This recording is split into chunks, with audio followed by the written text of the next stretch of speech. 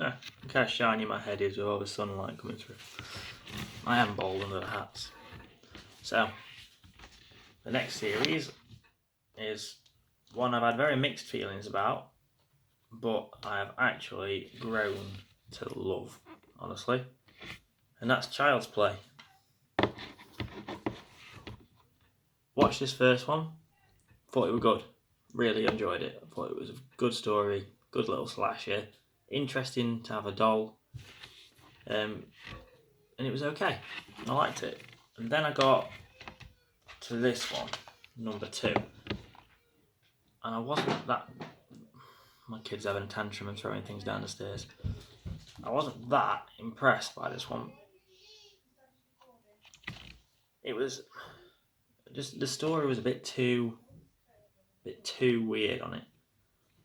So I kind of just didn't get into it, and I kind of went off the Child's Play series, off of that, which is a bit silly of me, really. I should have thought about it a bit more. But yeah, so then it took me ages to get around to picking up the rest of the Child's Play. I didn't watch the rest of the Child's Play series until I bought them all, and then I started again.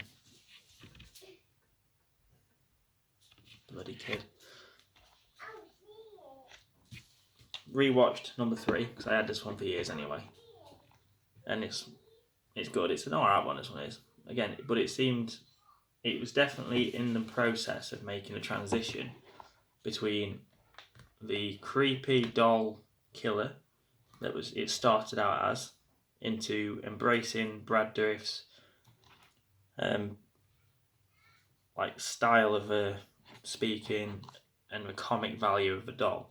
So it started to move into darker humour rather than actual like suspense slasher killer sort of thing. And then from number 3, it turned into one of my favourite films, which has recently become, and that's Bride of Chucky. I thought this was brilliant. I was in absolute stitches all the way through. They've gone full dark comedy on it. It was just a laugh. Like pure corny comedy. It was just ridiculous. But with killing as well. It was just funny, but with killing. Jennifer Tilly's great in it. I think that's a real name, isn't it? Yes, Jennifer Tilly and Brad Dourif. Yeah, she was really, really good. I loved it. I really, really did. And I would definitely watch it again anytime. Away flies. That carried on to, again, really funny. Really enjoyed it. Really, really good. Jennifer Tilly again, and they have a kid. Someone called Redman. Don't know who he is. Apparently, he's well known now.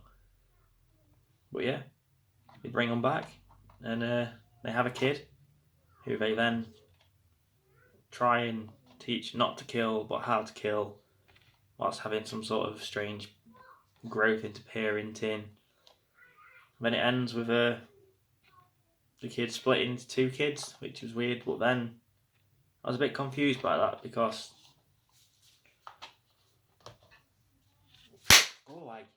bloody flies.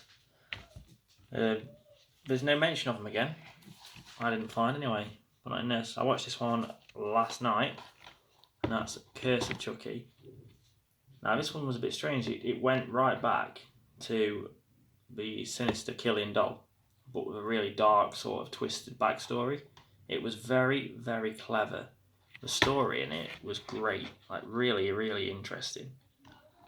I like how they linked all the previous stories together. And just something else I noticed about the last 2 films as well is they were starting to push LGBT a bit, which I liked. Like there was a lesbian couple in this one. There's a guy who's gay in the next one, and at the end it talks about obviously when Chucky comes back within a woman's body. Spoilers, unfortunately, but it's a review. But yeah, he comes back, and they were both, him and Jennifer Tilly were both quite keen that he's a woman. He is a she, and they were both quite happy about it. So yeah, moving on to that one called Chucky. I watched it this afternoon. It's yeah, good. I like it. It's got quite a dark twist to it that it plays with mental health so much, especially in this day and age where it's a rising issue. So yeah, the fact that it plays around with people in a mental institute who have got a myriad of different problems, and it plays on those fears that those people have developed, and that is very twisted but interesting sort of angle to take the story at.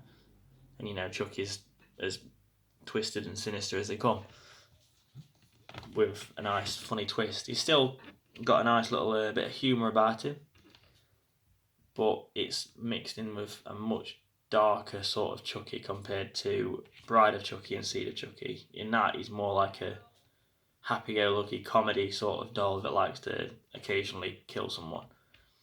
But in these, he's just full hard-blooded homicidal maniac, just desperate to kill people, anyone, and make it slow and painful. So yeah, a selection of films that were very